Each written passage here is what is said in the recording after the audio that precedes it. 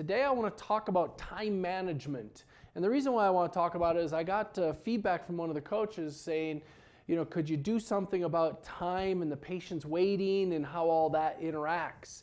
And when I see a consistent problem of patients having to wait, I usually see some sort of a scheduling time management issue. So time management is going to be the topic of the day. And it relates not only to the patient experience, which obviously last week we were discussing branding and what your brand is and what you're going to stand for. Maybe time is a piece of that, but it also comes into a life balance, stress issue, fulfillment, satisfaction for everybody in the office. A lot of times we always blame when time goes sideways on us, we always blame it on this procedure went sideways and it took longer than expected. And while I can appreciate that and obviously know that to be the case, if it's a consistent issue, it means there's something systemic. It's one thing to have your schedule run smoothly the majority of the time and have it go sideways periodically, totally acceptable and reasonable. It's a different story if it's a consistent problem where all the time, like every day, our schedule's going sideways and we're running behind. And that's where I start to see systemic things taking place. So one of the things that we advocate is that if the hygienist gets all the diagnostics done in the first 15 minutes of the appointment and has a conversation with the patient about here's what I'm guessing the doctor's going to prescribe for you, what that does is we've prepped the patient, we've done all the groundwork to where the doctor now has the freedom to come in anytime in the latter 45 minutes. And I realize if you've got someone who's a real mess, such that you can't see to do the exam because they have a great big huge lingual bridge, that wouldn't apply. But that's simple. You send a quick message out saying, hey, my patient won't be ready until this amount of time. But if you've got a normal, healthy, relatively healthy patient, you do all those diagnostics, and then you send a message out, however you communicate in your office, saying, can do an exam anytime. It gives the flexibility of the doctor to come in and thus keep his schedule running more smoothly, which ultimately will prevent him from being late to do your hygiene exam. So if we can build in the flexibility of that exam being any time in the latter 45 minutes of that appointment, barring a lingual bridge, it gives the flexibility to make the entire schedule run more smoothly.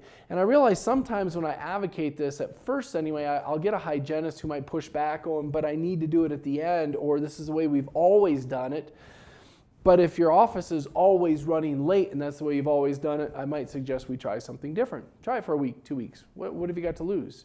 It'll feel different, I realize, but I think it'll pay off. So 2 columns. Number 1, number 2, right? So if we assume that, let's say we do all of our major restorative in room 1, terrible penmanship, and let's block that, from 8 o'clock here till here's 9, here's 10, here's 11, here's 12. And let's assume for the sake of argument you have some procedure that takes an hour. So we have that blocked off. It's going to take an hour. Perhaps it's a crown, maybe it's a composite, whatever the case is. We know that that's going to take an hour. But we also know that during this period of time, we have to go do some hygiene exams. And then secondly, we know that there's some time in there where we could squeeze some other thing in. So let's assume as an example, impressioning and temporization. So let's assume you don't have a CAD CAM and your assistant can do the impressioning and temporization, which of course that varies office to office. What that tells me is if it was an hour appointment, which I realize is probably not realistically, it's probably an hour and a half, but for the sake of, here, never mind, we'll just draw it out that way. Otherwise someone's going to get lost in the metaphor. So let's assume it's an hour and a half. So somewhere in this appointment, say right about here, we know that we have 15-20 minutes of time that we could squeeze in maybe anesthesia as an example in another room. So let's assume that we put another patient over here and we put in another appointment over here. And we just know that right here at this moment is when we need to come in and put that anesthesia in, because that'll give them time to get numb. We come back in here, we do our final seating of the temporary as an example, adjustment, and then we can pop back over here to room 2 to see another patient. And of course, we also need to have some sort of time built in here, because maybe up here in this case, we have a point where we're waiting for hemostasis to set in, right here. So perhaps at that point, we can jump all the way over here to do our hygiene exam and get that done if we have one hygienist. From a brand perspective, one of the things that will frustrate a patient more than anything else is sitting waiting.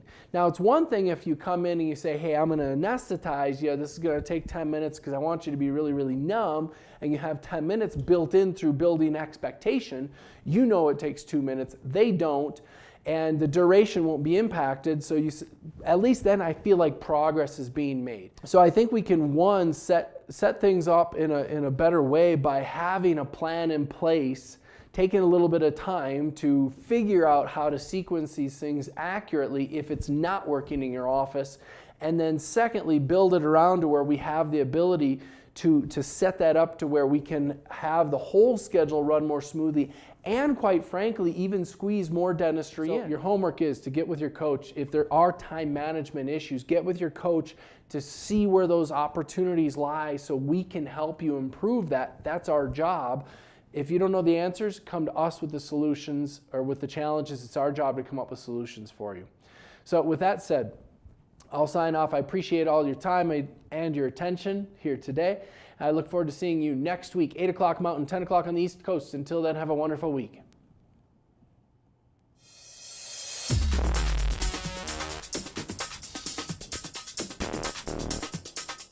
What if you could have the practice of your dreams?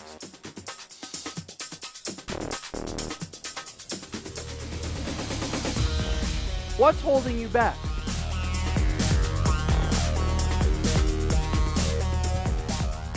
Imagine a life where you have everything you ever wanted.